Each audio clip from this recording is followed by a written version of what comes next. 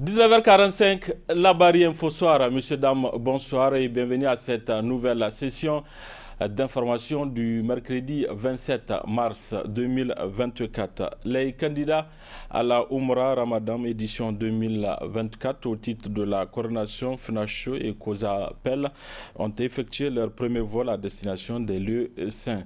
Ils sont 270 à prendre ce vol via la compagnie libyenne dénommée Flaya Oya, qui apporte un plus dans le transport des pèlerins. Le point avec Adam Soumana et Ibrahim Abdou. C'est un sentiment de joie qui nous anime aujourd'hui. Vraiment, je manque même le mot, franchement. Quoi de plus normal avec l'aboutissement heureux d'un long processus marquant la fin du calvaire dans l'organisation du Hajj et la Umrah au Niger, notamment dans son volet transport, grâce à l'acquisition d'un appareil ultramoderne. Fly Oya, une compagnie de droit libyen affrétée par la coordination des fédérations des agences de pèlerinage FENASO et COSAPEL, foule ainsi le tarmac de l'aéroport international Djori Hamani de Niamey pour acheminer par la présente plus de 200 candidats à la Umrah Ramadan 2024. Grâce à Allah subhanahu wa ta'ala, aujourd'hui, notre rêve a été réalisé. Comme vous le savez, au Niger, les problèmes de transport, que ce soit pendant les mois de la période de Umrah ou bien de Hajj, c'est un calvaire pour nous, les agences. Donc, grâce à Allah subhanahu wa ta'ala, avec cette compagnie Fly et Oya, Inch'Allah, le problème de transport au Niger sera résolu, Inch'Allah. Comme vous l'avez constaté, vraiment, c'est un avion vraiment flambant neuf de dernière génération qui prend à peu près 270 passagers. Et c'est grâce à l'effort de nos deux fédérations, FENACHO et COSAPEL, que nous avons pu vraiment obtenir vraiment ces avions-là. Inch'Allah, nous pensons que vraiment nos relations avec cette société-là, Inch'Allah, va se poursuivre pour les années à venir. Parce que je pense que, Inch'Allah, les problèmes de, comme je disais tantôt, les problèmes de transport dans le cadre de la Umrah et Hajj, Inch'Allah, est terminé au Niger. Aux responsables de la coordination des fédérations des agences de pèlerinage FENASO et COSAPEL de lancer par la même occasion un vibrant appel aux pèlerins. Aux pèlerins, vraiment, de savoir que vraiment, que ce sont vraiment des hôtes de Dieu, que vraiment, une fois arrivés là-bas, donc vraiment de prier vraiment pour les Niger, de prier vraiment pour eux-mêmes, de prier vraiment pour leur famille, de prier vraiment pour la prospérité vraiment du Niger. Ainsi, tout est bien qui finit bien avec l'entrée sur l'échiquier du transport des pèlerins au Niger de cette compagnie disposant d'une flotte digne de ce nom, capable de remédier à ce récurrent problème. Le prochain vol Floy Oya est prévu le 29 mars prochain. La coalition ASSO-EPT organise depuis ce matin une formation sur la thématique l'éducation inclusive et sensible au genre financée par Oxfam IBUS et le partenariat mondial de l'éducation PME. Cette activité va permettre de former une quarantaine de participants. Le compte rendu avec Nafissatou Yahya et Sadou Doumi. Familiariser et sensibiliser les structures membres et alliés de la société civile sur le genre et l'inclusion dans les actions de plaidoyer de la société civile active en éducation, c'est entre autres objectifs de cette formation initiée par la coalition ASSO-EPT. Les participants des organisations de la société civile à cette importante formation traduisent à suffisance non seulement leur ferme engagement à œuvrer pour une éducation inclusive sensible au genre, mais aussi leur profond attachement aux valeurs et principes de l'égalité sociale et la promotion d'un développement durable au Niger. De même, cette initiative dénote la haute importance que la coalition ASSO-EPT Niger accorde au rôle des organisations de la société civile dans l'amélioration de la réponse aux besoins en éducation des femmes et autres groupes marginalisés qui sont loin de jouir suffisamment de ce droit fondamental. Ainsi, comme l'on peut aisément s'en apercevoir, la présente rencontre est également une vive invite aux acteurs de la société civile à s'investir davantage pour garantir aux groupes de personnes marginalisées l'accès aux établissements d'enseignement et au processus d'éducation. Au profit d'une quarantaine de participants, cette activité va permettre de réduire les discriminations de genre en faveur d'une éducation inclusive pour tous les citoyens. Plus qu'une nécessité, l'éducation inclusive sensible au genre est une urgence. Cependant, force est de constater que malgré les multiples efforts déployés de part et d'autre, les femmes et les personnes handicapées, deux groupes de personnes dont l'importance en nombre et en potentialité ne font l'ombre d'aucun doute, continuent malheureusement d'enregistrer les plus faibles taux de scolarisation de notre pays en raison de plusieurs facteurs discriminants dont les présentaires socio-culturels. Par ailleurs, l'insécurité qui sévit depuis plusieurs années dans nombreuses parties du pays constitue un autre grand facteur qui prive plusieurs milliers de jeunes Nigériens de leur scolarité. En évoquant cette lourde entrave au droit à l'éducation, je me dois de saluer, au nom de la coalition ASSO-EPT, la prouesse réalisée par les autorités de la transition à travers la réouverture de 144 écoles fermées pour cause d'insécurité dans la région de Tillabéri. Le président de la coalition ASSO-EPT a enfin exhorté l'ensemble des participants à s'atteler rigoureusement aux travaux afin de bénéficier pleinement de cette séance de 2 jours. Au 15e jour du mois de Ramadan, de nombreux enfants participent à une activité appelée Tobey Tobey. Il s'agit d'une collecte de dons effectuée par des enfants et on constate que celle-ci perd de plus en plus toutes ses valeurs et suscite peu d'engouement au sein de la société. Pourquoi cet état de fait? C'est un reportage de notre stagiaire Romanotou Alpha Zazi et Boubacar Souley. Tobey Tobey ou taché, une pratique très ancienne ancrée dans nos traditions.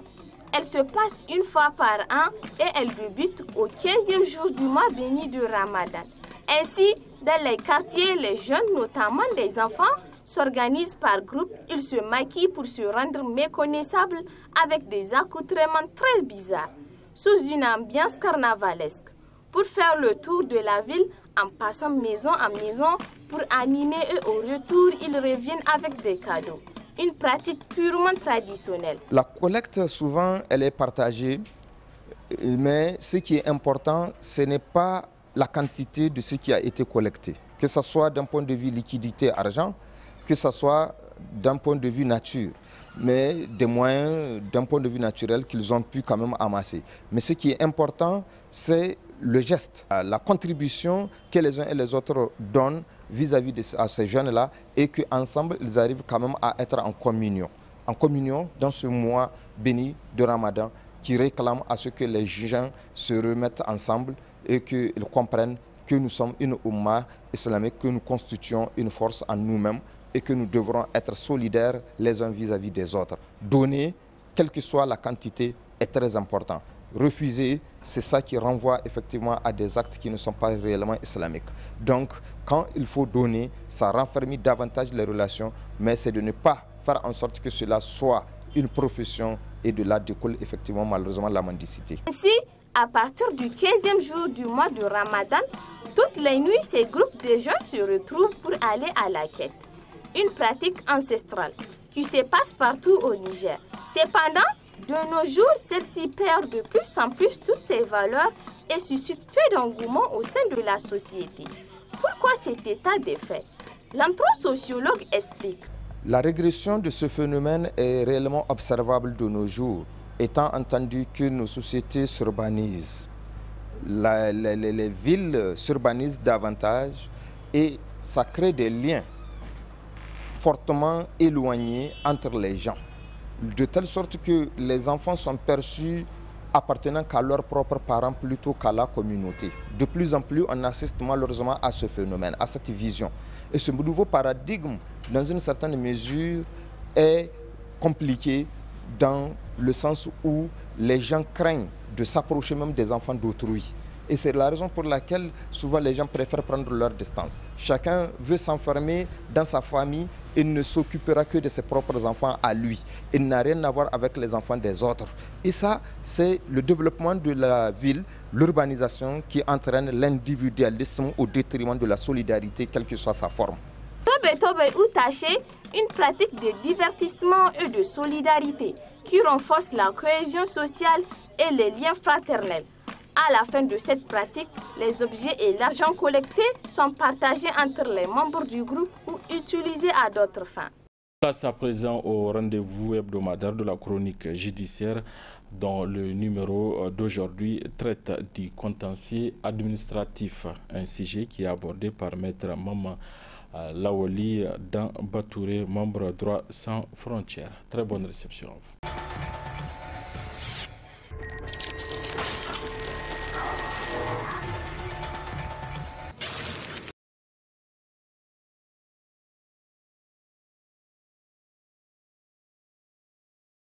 Le contentieux administratif désigne un litige.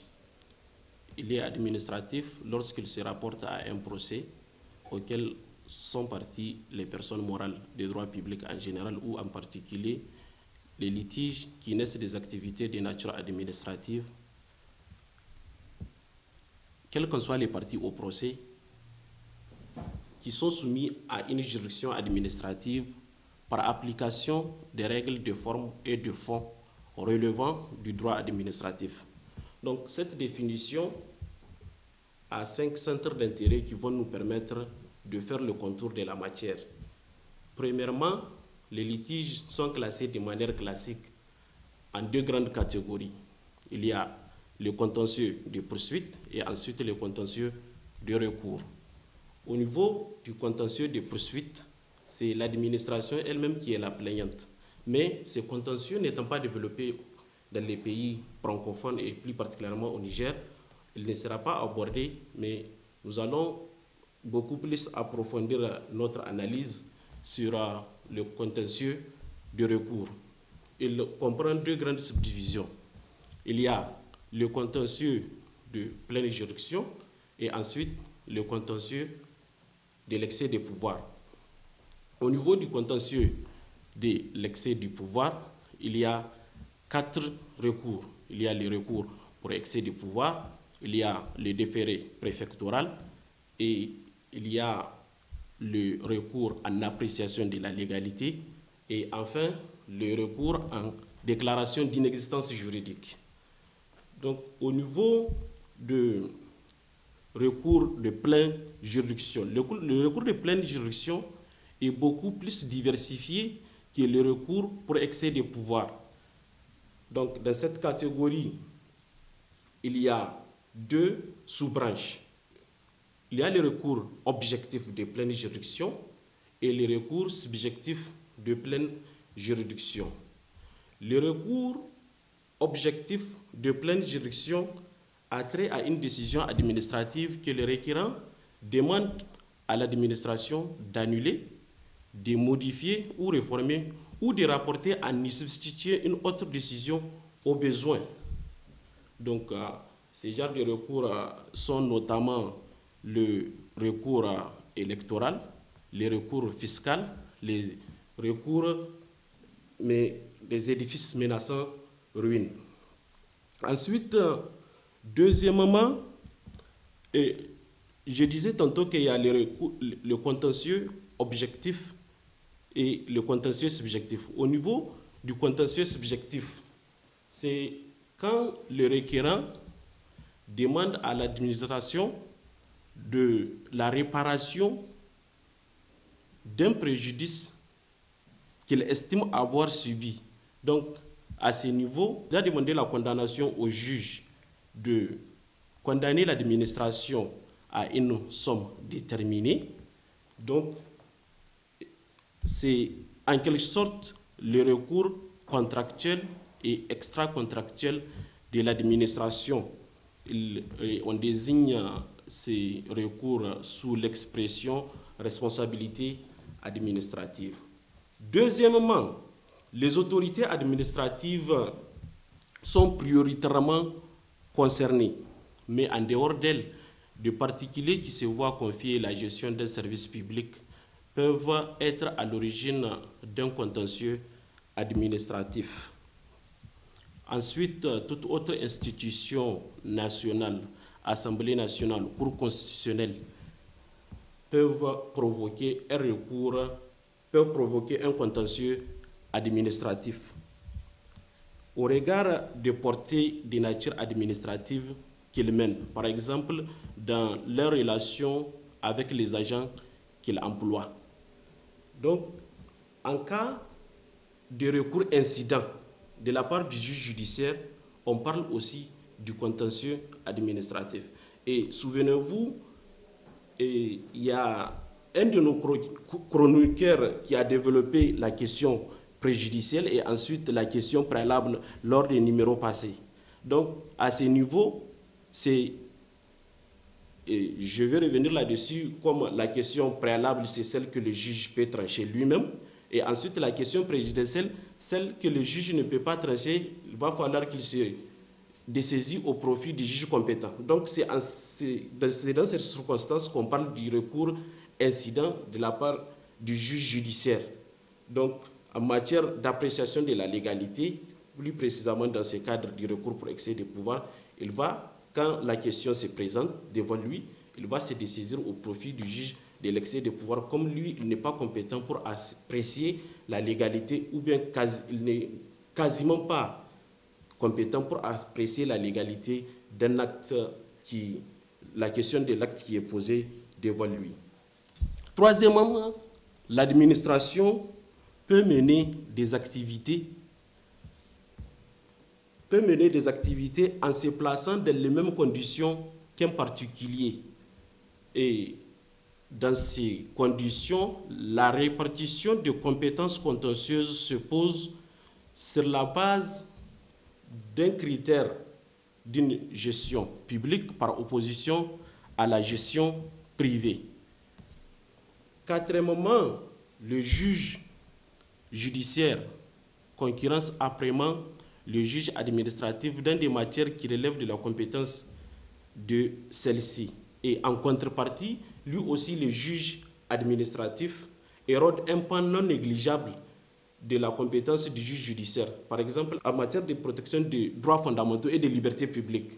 À ce niveau, mis à part le juge constitutionnel, le juge administratif et judiciaire deviennent simultanément des gardiens des libertés publiques et de l'intérêt général. Ensuite, cinquièmement, nous allons approfondir notre analyse sur l'organisation même judiciaire en tant que telle. Donc, la loi 2018, comme sa devancière, la loi 2004-50, portant organisation judiciaire à la République du Niger, ont prévu la création de tribunaux administratifs au siège de chaque tribunal de grande instance. Mais avant l'installation, elle dit qu'avant l'installation de ces juridictions, c'est toujours les tribunaux de grande instance qui continueront à connaître de la matière administrative. Donc à ce niveau, c'est le même juge, mais avec répartition de compétences en ce qui concerne la répartition de la compétence judiciaire et ensuite la compétence administrative. Ça, c'est en instance. Maintenant, en appel. Donc, l'appel des décisions qui ont été rendues en matière administrative s'est fait devant la chambre administrative de la cour d'appel. Et à ce niveau, notez qu'au Niger, nous avons jusqu'à présent 3 cours d'appel. Celle de Niamey, Zender et ensuite celle de Tawa nouvellement créée. Donc, au niveau de cassation, là, aussi, ce n'est pas la Cour de cassation qui est compétente en matière administrative, mais c'est plutôt le Conseil d'État qui est compétent en matière administrative. Et là aussi, il y a la particularité de cette juridiction parce qu'en dehors de cette compétence que je dirais normale qu'elle a du moins, parce qu'on parle du Conseil d'État, il y a aussi la compétence exclusive qu'il a en matière du recours pour excès de pouvoir.